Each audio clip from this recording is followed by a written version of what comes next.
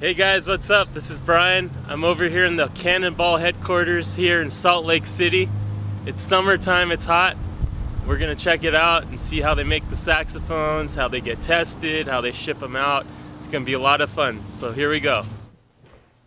Isn't that awesome? Hi there everyone, so glad you joined us at Cannonball. We're really happy to have Brian here with us. It's a lot of fun. We've been looking forward to this. And I'm the CEO of Cannonball Musical Instruments. I'm Cheryl Lockett. And this is our 20th anniversary. We're really so happy that we made it 20 years. Woo! And we look forward to a lot more, and hopefully you've enjoyed this video. Hey guys, so right now we're inside the actual Cannonball warehouse. And as you can see, there's tons of saxophones everywhere. So this is where they're all ready to get shipped out, and it all happens right here.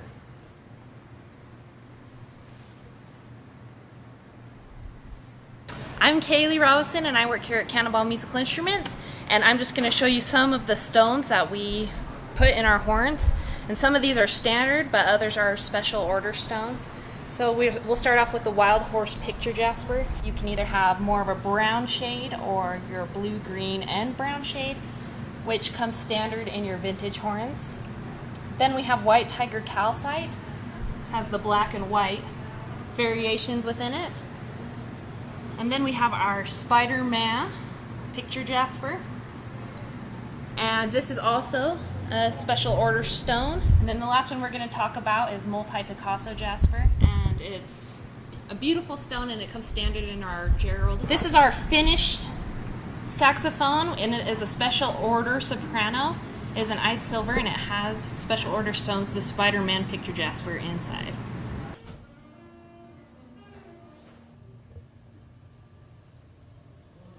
Hi, I'm Maciel. I just do several jobs here. I'm from Guatemala, and I'm gonna show you how we do the regulation on the horn. So we first have these long lights that we just stick on the horn, and I have all my tools right here. Basically, what we use, and what you do basically is just make sure the horn is like everything, just the light has to be like super, you can see any lights on it. And they have the corks that you take off. You see all the corks, they have several. This is a soprano, and you have any problems, you use plastics and you put it like on the keys. Make sure that all the keys just close as good as they can, and we make sure the horn is like perfectly regulated. And we have screwdrivers. So we use it like in all the little screws to make it like loose or tight, depends how we just want it. And these little hammers too. And that's basically all the regulation. So this key has a leak on the back here. So what we do is we take a plastic, put it here. We have a little tool that we put here on top of where the leak is, and then you hammer slightly. And that will take care of the leak in the back. And guys, never try this at home. Always get a qualified repairman or repairwoman. So after the horn is regulated, it's staged here, right behind me, and then these horns will be play tested by one of the pros here at Cannonball. And then after they're play tested, everything checks out good, then they can be sent out. Hey, I'm Ryan Lillywhite, kind of the final stop as far as playing the horns and working on them. So after they're regulated, they come in here to my office, and I'll play test them and then do the acoustical work on them, what really makes it a Cannonball. So first, what I'm about to do on this one, it just got regulated. I'm going to put my mouthpiece on it and just play it to get a baseline to see where it's at. And that's where I start from, and then I'll spend the next little while, don't know how much film you have, but I'll kind of take it apart and use some of these tools I have to go in and change the airflow, balance it differently so it's set up as something that I would want to stick with and gig with and live with for years to come. So first step, I'll give it a little play test. Then probably not going to be able to let you see much of the tools or the work that we do that really turns it into the Cannonball. But then afterwards, if you want to come back in, I could let you check that out, and I don't know if you'll be able to hear the difference, but let's see how it plays after regulating.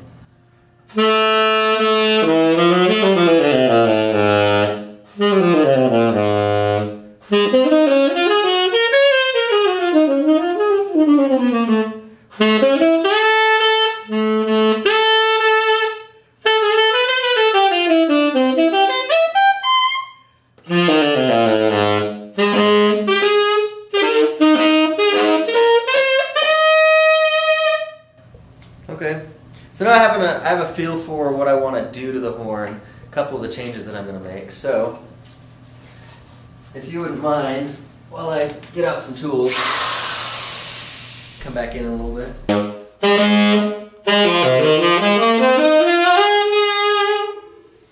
Hey, so I got done with it. This is a star horn. Lot more openness. It's a lot more rich now. A lot more high. I can push it a lot farther. And it just keeps on going. It's a lot of fun.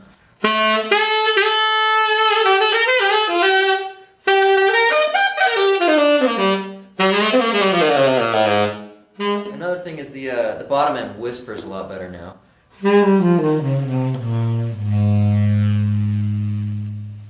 I mean, it's those little things. It's not just regulating a horn, but actually balancing it and doing the acoustical work inside that really makes it line up and light up to be that horn that you want to take home with you. How's it going, Brian? Good. How are you doing, Randall? Good. So this is my office. It's a mess. I guess you probably want to know what I do in here all day. I do what Ryan does. That was the first job I had here at Cannonball, which is the hand customization and play testing, quality control, all that stuff. So the acoustic work that Ryan's overdoing on that tenor right now, I also do. I do on the altos. So I've been working on this Gerald Albright horn this afternoon. And then I do the sopranos and I do the altos, and Ryan basically does the tenors and the baries. And you're here to do a recording session with us tomorrow. And so maybe you'd like to see kind of how that's going to work. Over across the parking lot, we have our sound stage where we do all the recording. And we have, lots of cameras that we roll and things like that while we're doing it. And then we have a nice recording setup that we do. And once we get all that audio, I bring that over here. And so what you see here is some Pro Tools audio from a session that we just finished a little while ago. This one's actually all done now, but this is the Gerald Albright Round Midnight. Pretty good, huh? Yeah. So once we get all that audio cleaned up, then we just pull all the cameras into the video editor, and this is one I've been working on today. This is actually going up on YouTube next week, and this is a clarinet thing. Let's see.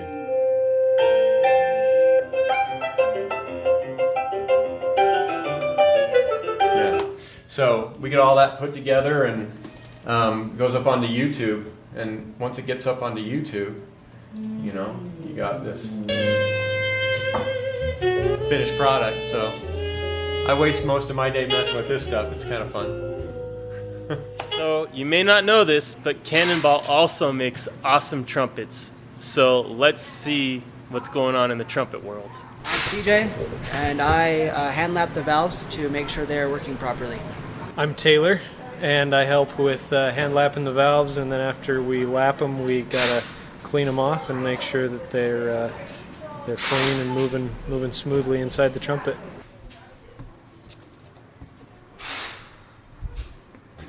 Hey, I'm Ryan Lockett. I play test trumpets here at Cannonball Music. This is a 42S. It comes with two tuning slides. More of a traditional style trumpet, so let me play a little bit.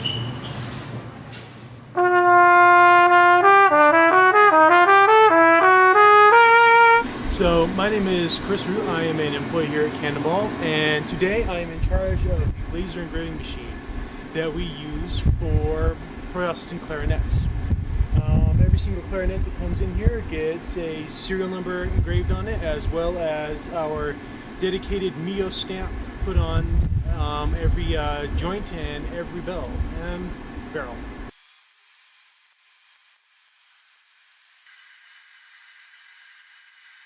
Hi, I'm Tavis. I'm the president of Cannonball Musical Instruments, and this is our flute finishing part of the building. We actually have these going out to different places. This is going into Wisconsin, a certain place, and that one's going over to Detroit. We have, these are the instruments that are going out at certain dates, and we get them prepared. The interesting thing is that I learned years ago, 35 years ago, how to cut head joints, flute head joints, and finish them and fit the heads to the bodies and that kind of thing. And I still do that. I'm still the one that actually finishes the flutes at the Cannonball Finishing Factory. And I actually did these this morning. Rachel's my assistant over here, and she actually makes sure that the flute is regulated properly and everything goes down before it goes out. We play test every instrument before they leave Cannonball, and as a final step before we actually ship them. So we build all the acoustics into them here, and again, I cut the head joints. The final cut is done right here in Utah. So there you go, like that.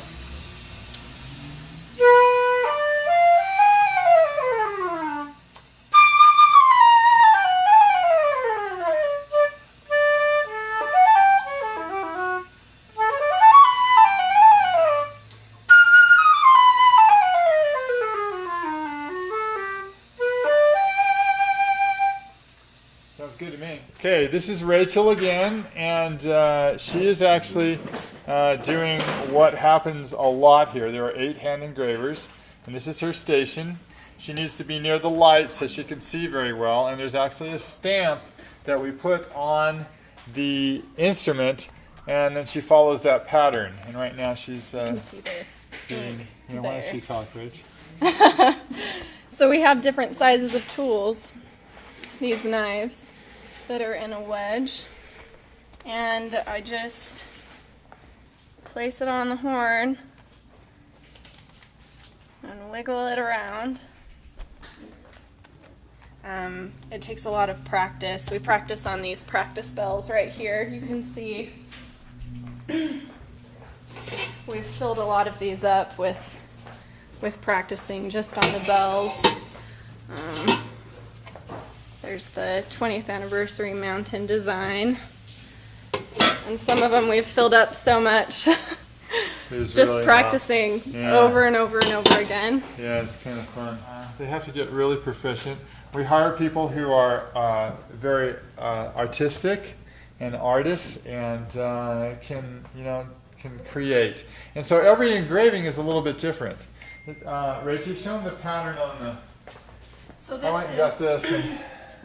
this is the ink stamp. So we put ink on this, just washable ink, so it doesn't stick to the horn permanently. And then we place it like that, stamp it in, and it gives us this outline that we follow. And after I fill in these lines, I'll do embellishments with a different tool. So here's an example.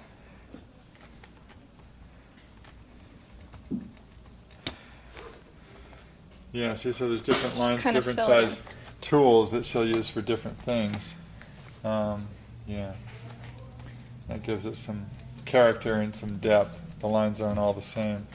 And we all do this a little differently. You can kind of tell we each have our own handwriting kind of thing. Yeah. All of our engravings look different. And we all do our embellishments a little bit differently. So you can kind of tell the difference between all of ours. This section of the villa is actually where we finish the clarinets. These are all student clarinets, and that's kind of our focus in the summer because we're getting ready for school band in the fall.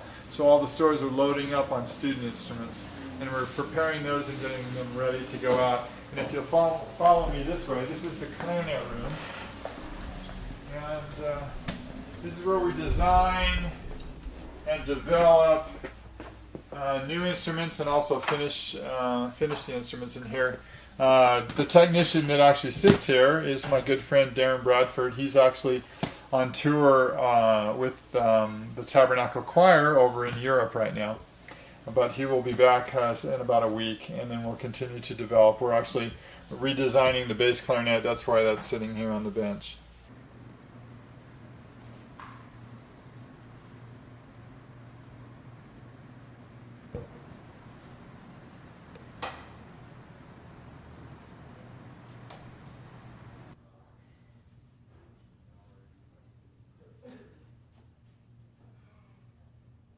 Hey guys, so since I'm here at Cannonball, I might as well try some new saxophones, right? So wouldn't you know it, there's one right here.